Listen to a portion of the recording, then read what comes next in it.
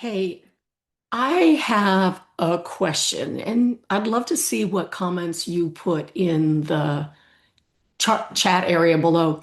I recently read an article from Society for Human Resource Management, which I've been a member of for like 40 years, about servant leadership. And servant leadership is really about putting the employee first, listening to them, talking about their needs, putting in policies and procedures that help serve the employees, a whole lot of things that I won't really go into right now, but absolutely fit my ideal of what a great company culture is.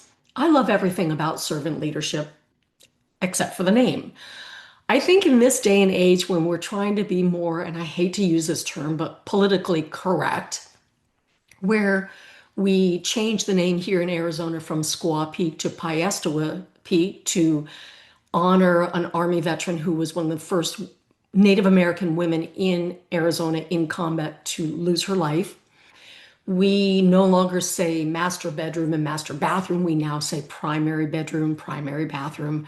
We've changed certain things, and I think rightly so. I think that when we have terms that offend certain people, we should get rid of them. They don't provide any good purpose and they can be substituted. So why are we still using the term servant leadership? I think that just sort of, ugh, I don't know, rubs me the wrong way.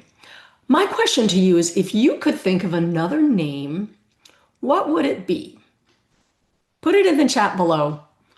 I'm Stephanie Angelo, and if you can follow me here on YouTube, subscribe to me, also follow me on LinkedIn and all of my other social media channel, channels, easy for me to say, right?